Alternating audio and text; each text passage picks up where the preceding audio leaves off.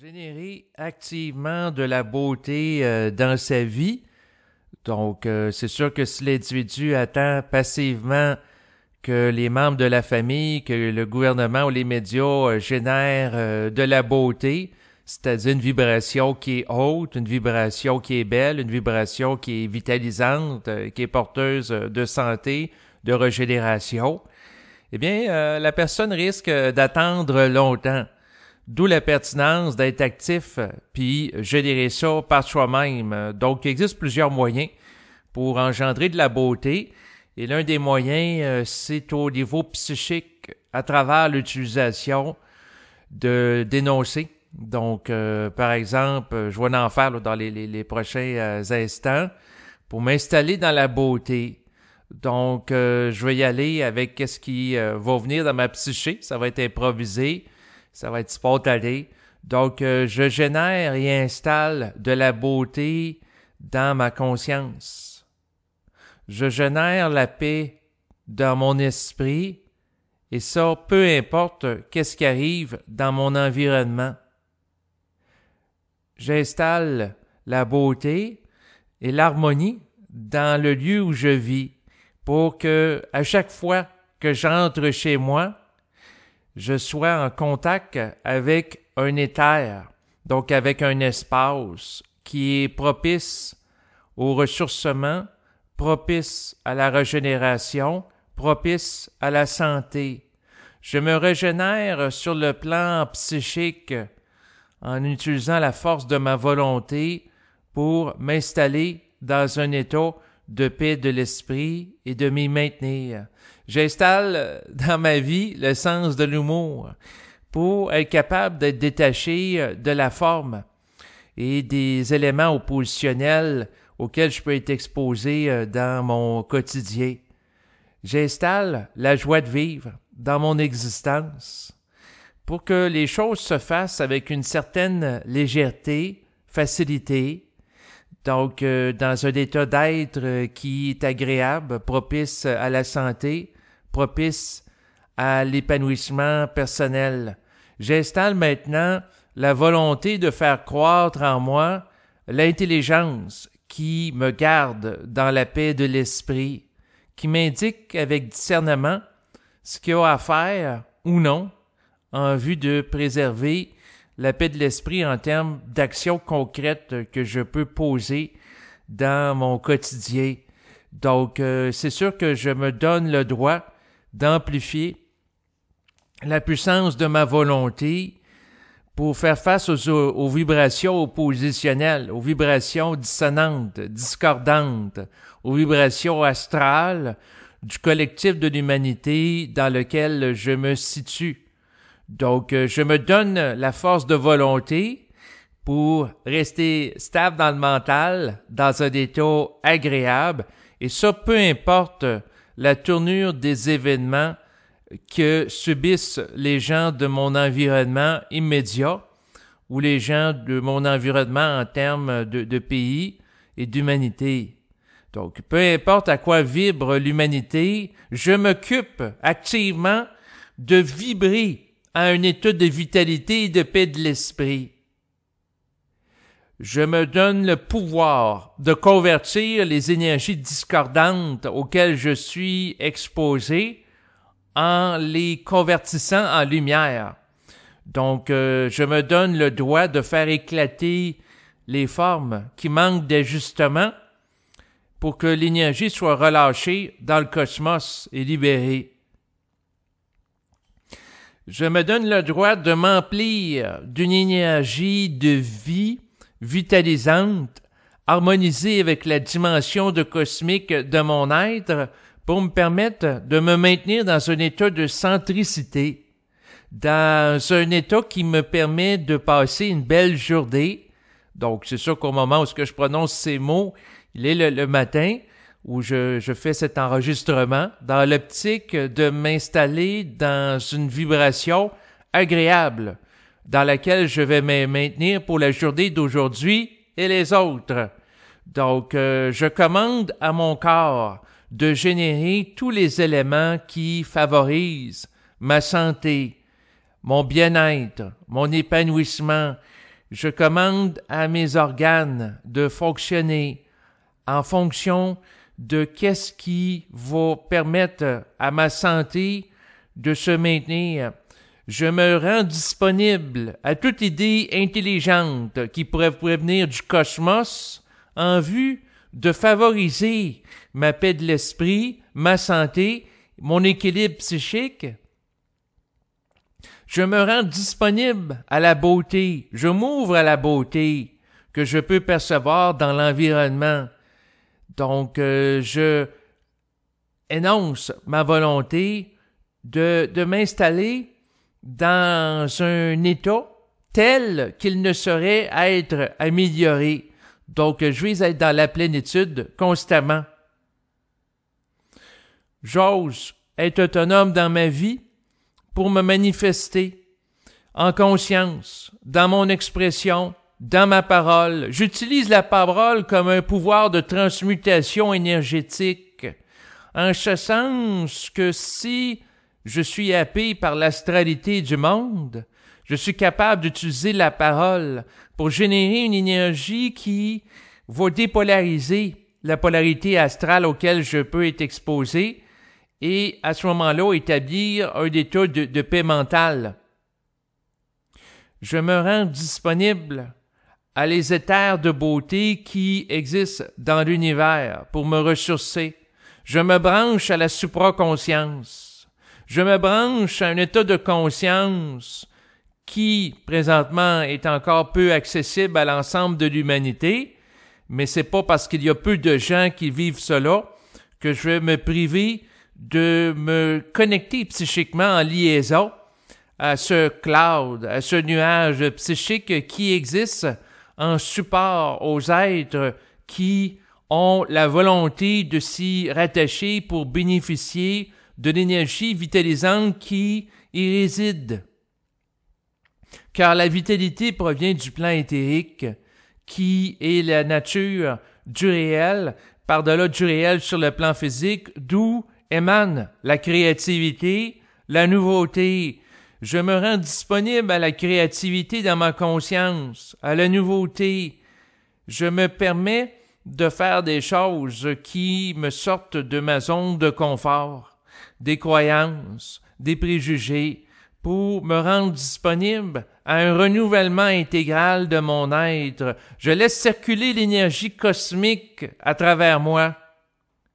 C'est intéressant, ça me dit de le répéter avec plus d'intensité. Je laisse et me rends disponible à l'expression et à la circulation de l'énergie cosmique à l'intérieur de moi qui provient de mon être fondamental, c'est-à-dire qui est plus moi-même que moi-même, pour reprendre un bel adage, c'est-à-dire que c'est plus moi-même que moi en tant qu'ego, c'est moi au niveau cosmique, car en réalité, il n'existe qu'une seule chose dans l'univers. Il n'y a qu'un champ quantique qui cherche en tant que potentialité à se manifester à travers différents individus.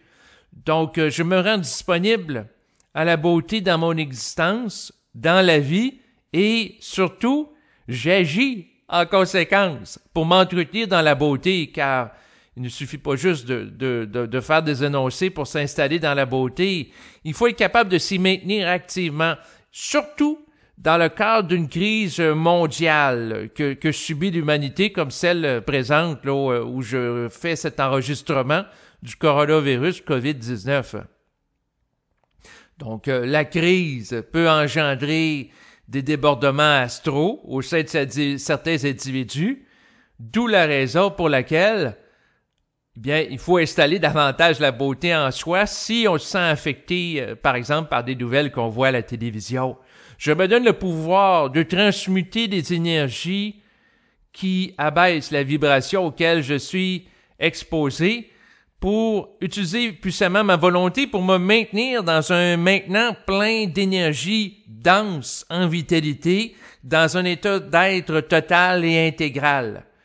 Donc, voilà mon intention que j'active sur le plan énergétique en la prononçant à voix haute. Et voilà où je voulais en venir en utilisant la parole en ce début d'enregistrement. Sinon, pour ce qui est de la beauté, c'est sûr qu'activement, pour la générer dans le concret, je vais faire des choses qui me font du bien, comme par exemple de prendre un bain chaud. Donc ça, c'est très agréable. Écouter de la musique agréable aussi pour me détendre. Flatter mon chat également.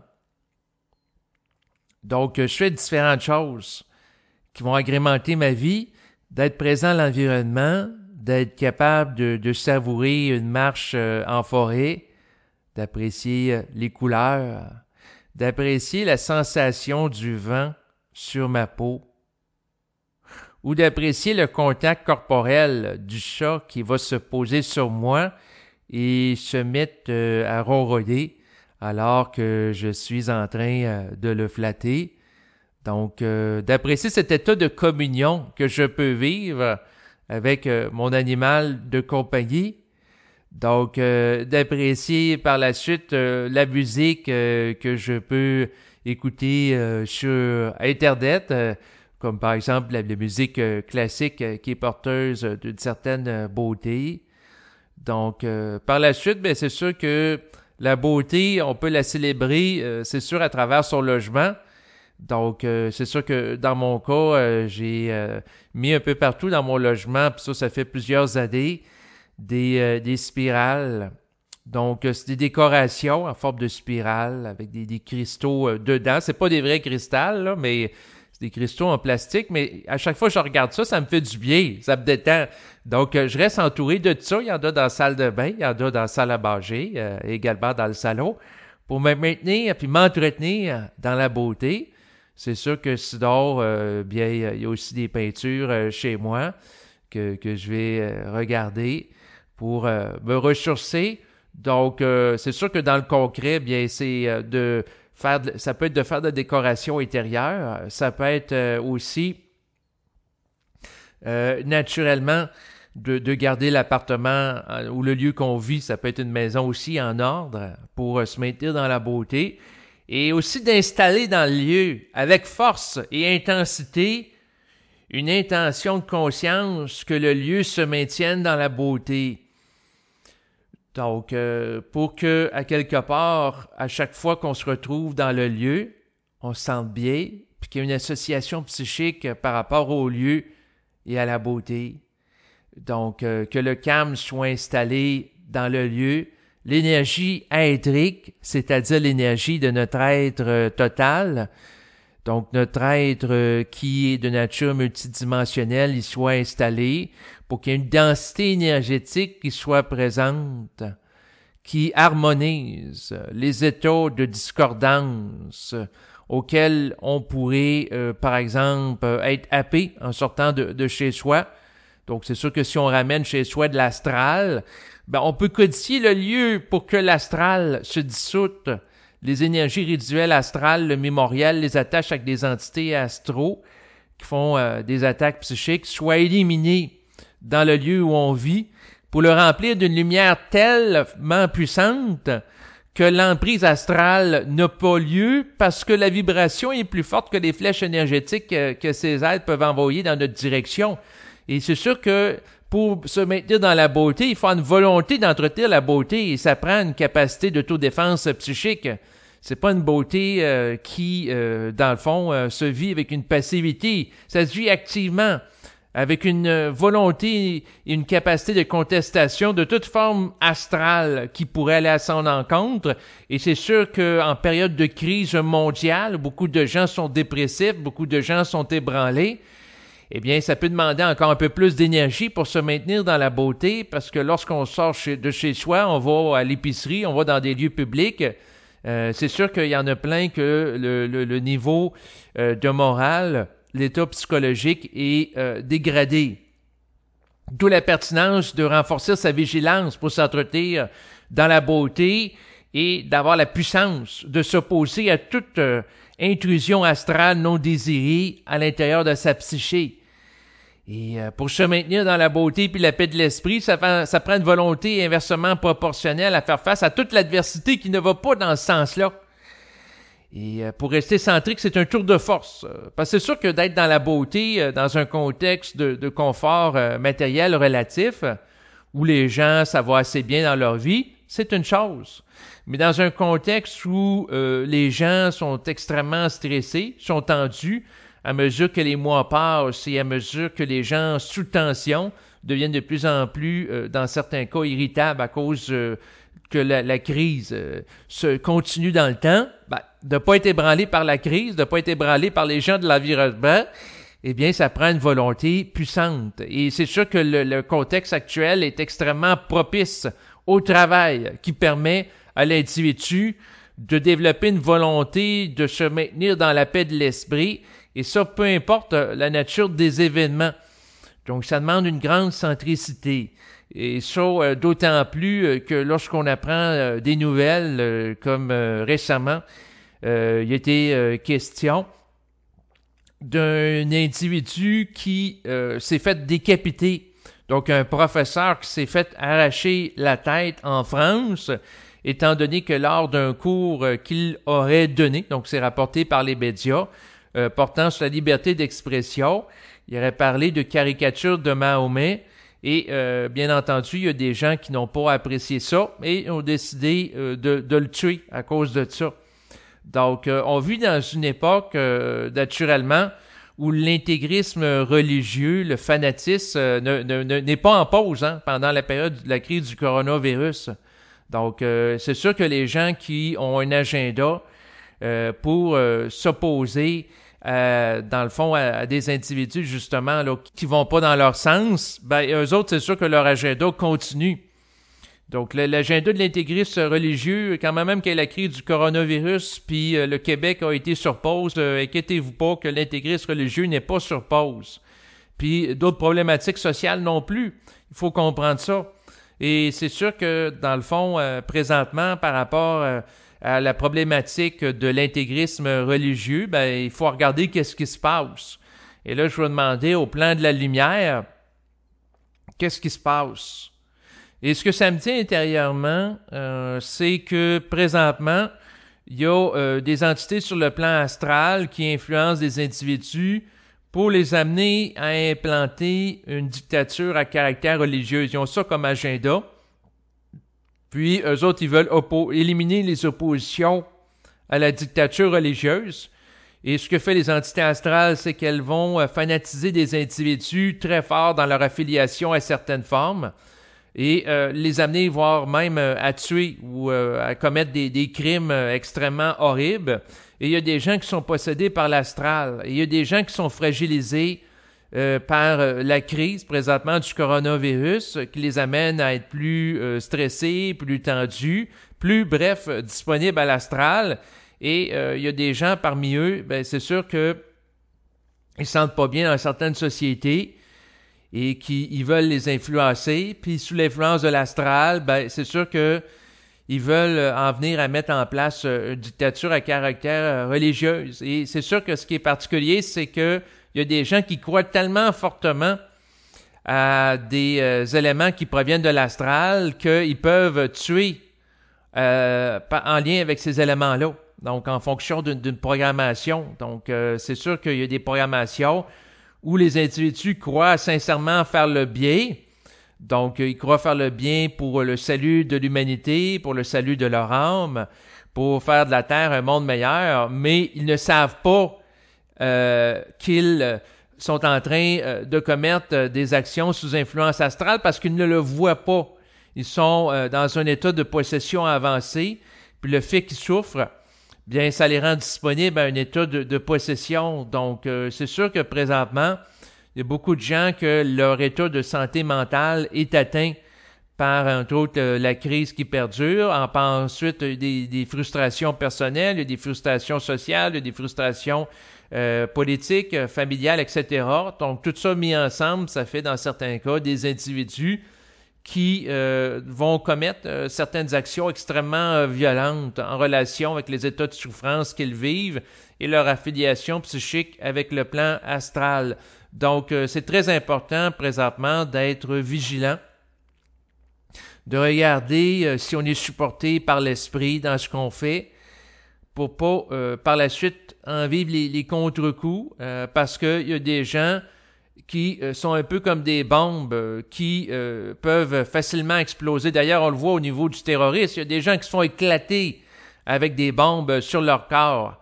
Donc, il y a eu ça là, dans le passé, puis le phénomène du terrorisme, naturellement, n'est pas disparu avec le coronavirus. Donc, il est très possible que dans l'avenir, il y en ait encore. Pourquoi? Ben, parce qu'il y a des gens qui sont astralisés. Et si je pose la question au plan de la lumière, qu'est-ce que ça va prendre pour que ça change? Ben, ça va prendre des chocs de civilisation pour qu'une volonté plus ferme au sein de la population soit là pour maintenir et favoriser la liberté d'expression et de dire non, stop, ça finit, le terrorisme. Donc, de contrecarrer la radicalisation avec, entre autres, des actions qui vont être mises en place par des gens là, dans la société. Donc, il peut y avoir de la sensibilisation qui peut être faite là, pour aviser les gens des limites des croyances, les risques de la dérive sectaire, et ainsi de suite. Ça existe déjà. Il y a des actions policières aussi pour, dans le fond, emprisonner ou contrer la menace terroriste. Ça existe à ce niveau-là. Mais éventuellement, il va falloir que la société aille plus loin, puis découvre que la pensée vient d'ailleurs, et d'éduquer les gens dès l'enfance avec un cours de psychologie multidimensionnelle à composer intelligemment avec la pensée pour pas être radicalisé, rendu à l'âge adulte, puis commettre des actions terroristes comme se faire exploser avec une bombe au nom d'une idéologie. Donc, mais c'est sûr que ce qui arrive, c'est que les gens, présentement, on est mal éduqués en Occident, entre autres, parce qu'on n'a pas, dès l'enfance, dans le cadre du système éducatif, accès à des données qui nous permettent de comprendre la multidimensionnalité du réel, de comprendre qu'il existe un plan invisible, qu'il existe aussi d'autres plans qu'il existe un plan physique visible et d'autres plans invisibles. Donc ça, on n'a pas accès à ces informations-là. Et aussi, ben, c'est sûr que ça va prendre une amélioration des conditions de vie des gens. Donc, un plus grand accès au travail, à l'éducation, à l'alimentation. Donc, il y a des conditions de vie qui sont favorables à l'épanouissement individuel. Parce que quelqu'un qui est bien dans sa peau, il ne cherchera pas à se faire exploser avec une bombe ou à décapiter des gens. Donc, à quelque part, il faut comprendre que les conditions de vie ont une incidence. Il y a l'état psychique aussi.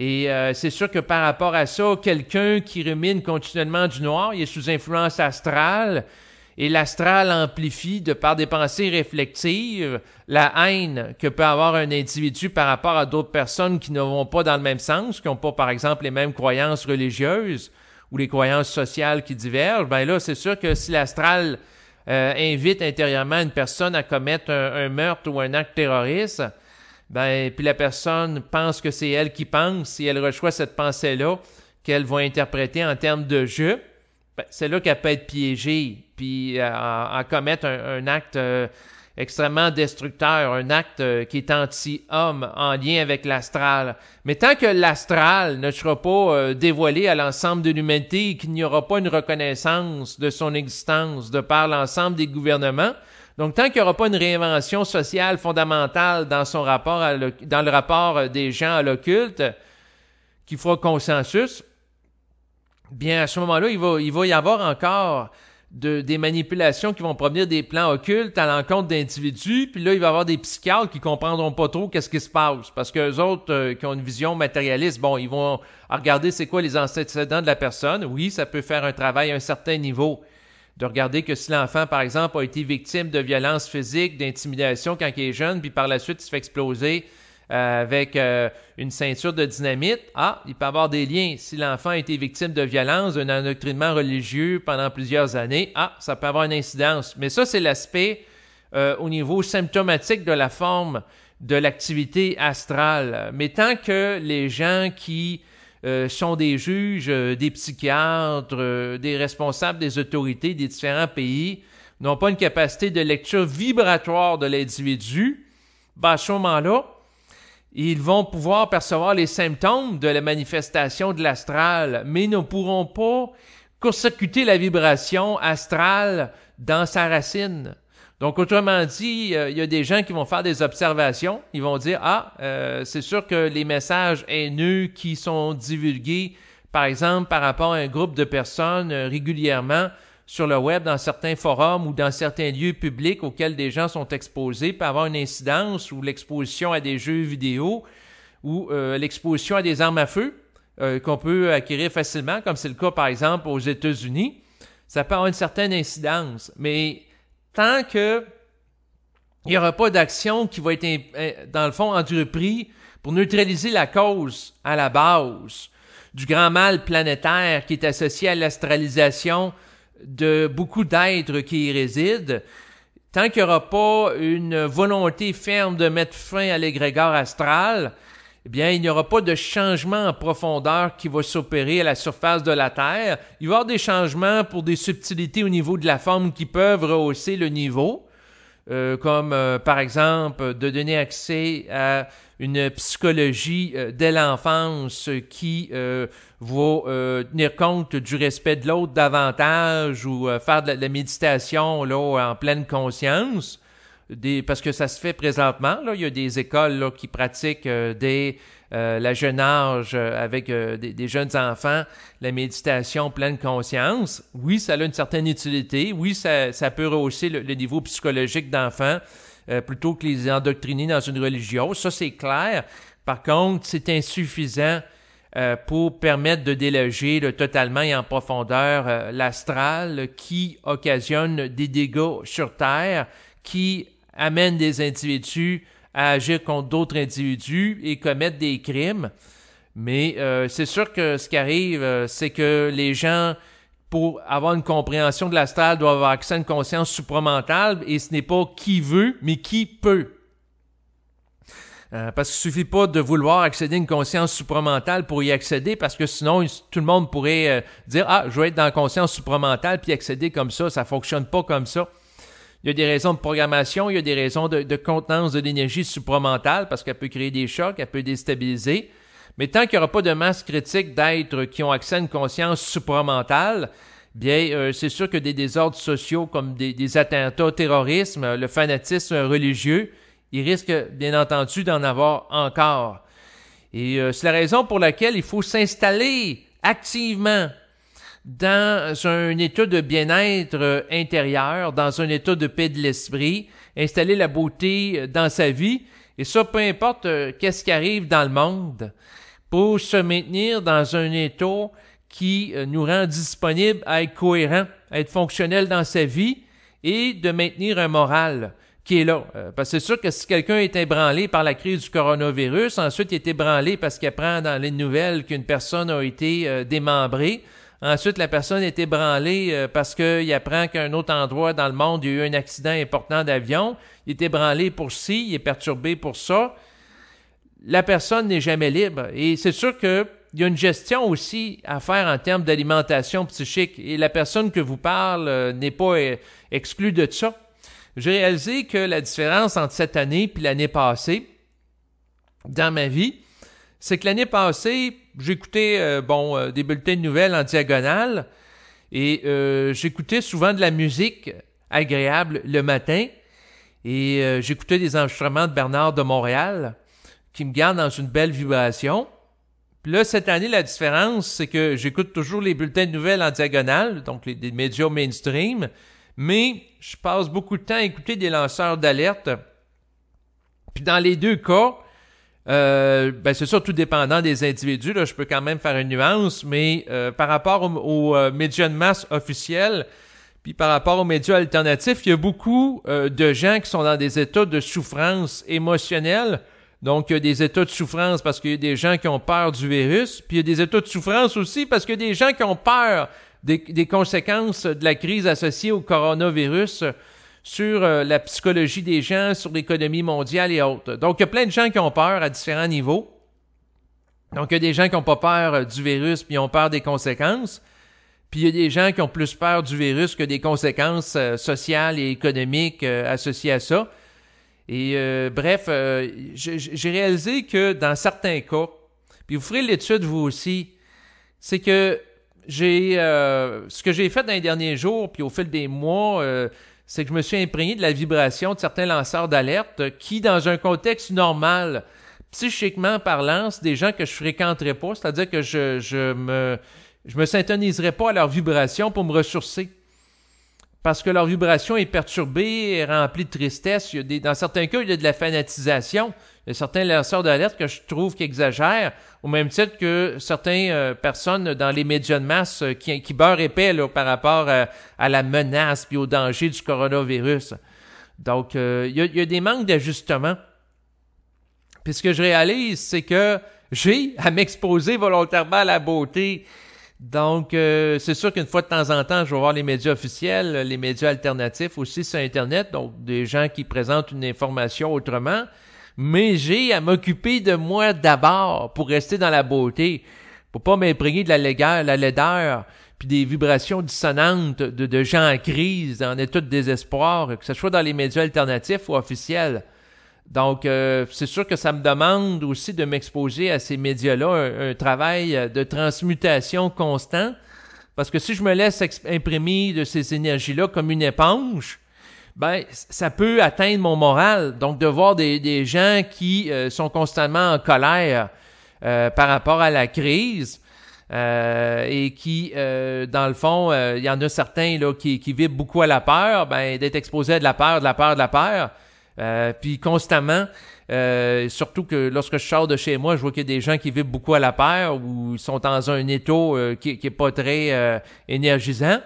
Ben, il faut que je me préserve psychiquement. D'où le fait que présentement, ben, je profite de l'enregistrement pour m'installer dans la beauté. Et c'est simple, hein? Pour s'installer dans la beauté, il faut focusser son attention sur la beauté, les choses agréables.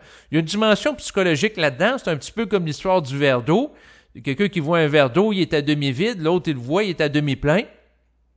Donc, c'est sûr que si, par exemple, je sente mon attention dans un état de gratitude par rapport au moment agréable que je passe en compagnie de mon chat, que je vais flatter, et que j'ai comme intention de conscience qu'à chaque fois que j'entends le son du chat ronronner, je me ressource simultanément à son contact, eh bien, je me sens beaucoup mieux dans ma peau que de m'identifier psychologiquement aux victimes qui ont été exposées à un attentat terroriste ou à un crime crapuleux dans les bulletins de nouvelles, qui sont dans un état de détresse psychologique lorsqu'ils prennent la parole au micro devant un journaliste.